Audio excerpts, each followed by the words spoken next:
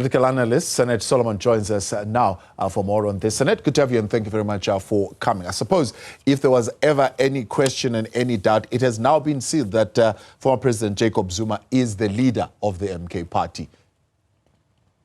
I think that there has been a lot of speculation and questions about who the actual leader is, but I think it obviously is clear based on the response by the IEC. And I think it's good to know, but I also think that it provides more stability going forward. Is the party in itself going to suffer any form of damage from the revelations by Mr. Khumalo in how the party is handling its dealings and how it would have been formed, in the sense that there are certain procedures that maybe are unclear even to some of its members? I don't think that the political party is going to take a blow. If we had to be very frank, I think that the former president has quite the following, and I think that was one of the things that attracted quite a number of people to the political party itself. And then secondly, I think that he is now viewed as a disgruntled ex-member or founder of the political party because he was expelled, and then subsequently he was also doing the same to, or trying to do the same to, the former president. So at this point, it also brings his own credibility into question when one considers the things that he's now stating.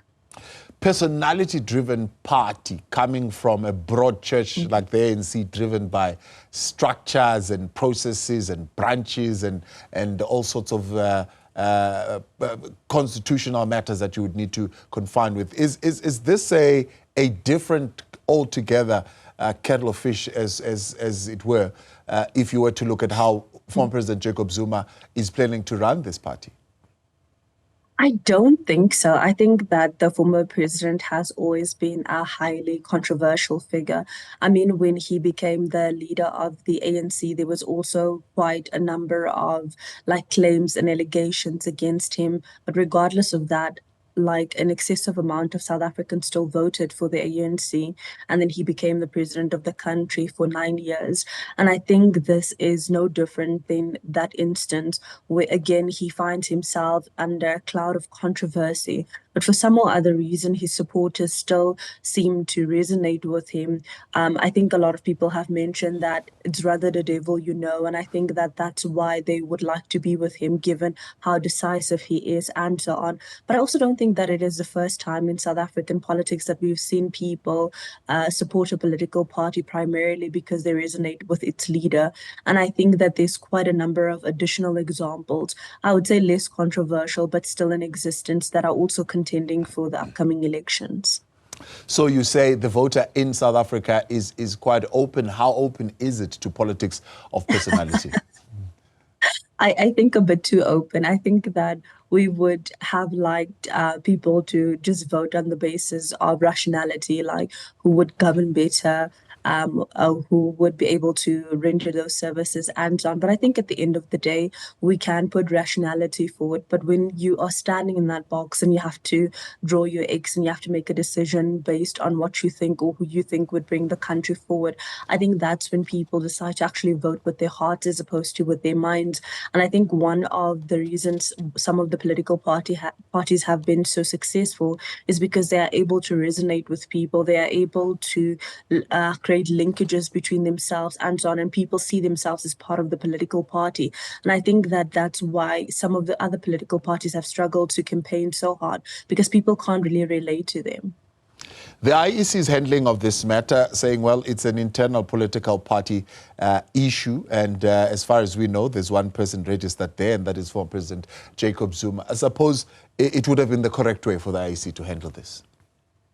I think so. I think that we have throughout the years, and especially this year, we've seen that the IEC abides very closely to all rules or regulations in terms of what it's supposed to do. And I do think that for all intents and purposes, they can only respond to the person who is the leader of the political party. And in this instance, Jacob Zuma is the leader of the political party. And I think that this is something that needs to be sorted out internally. As far as then the workings of the party and the tension between itself and the ANC, And others were looking at this morning saying it could be working in the ANC's favor. It doesn't seem to be, though. I don't think that any of the controversy or any of the challenges that is happening with the MK party would actually benefit the ANC.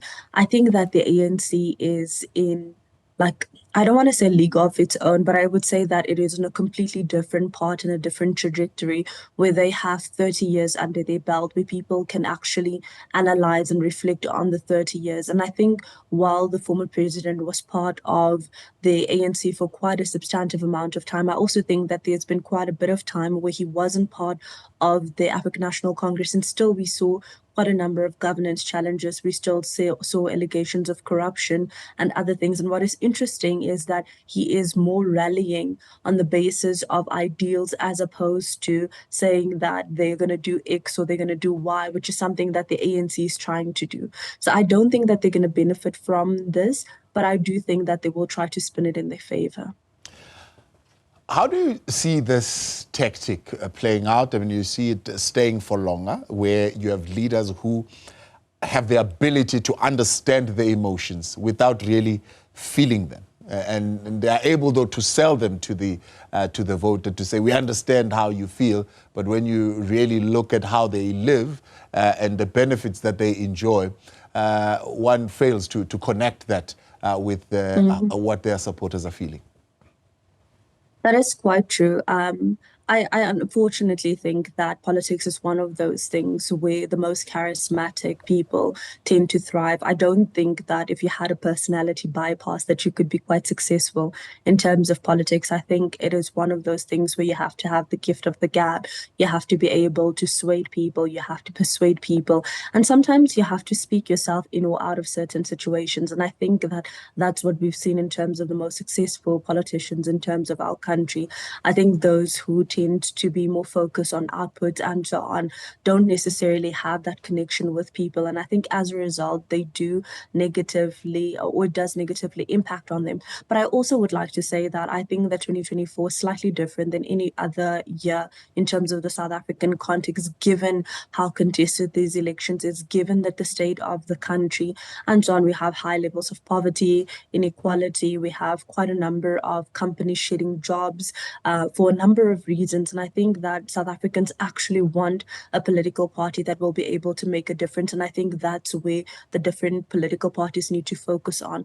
What is it that you're planning on doing? How are you planning on achieving it? What is your plan? What are the things that you have in the pipeline? And I think that's how you're going to win over South Africans. Sanet Solomon, appreciate your time. Thanks so much for coming on. Political analyst there. Sanet Solomon joining us on that.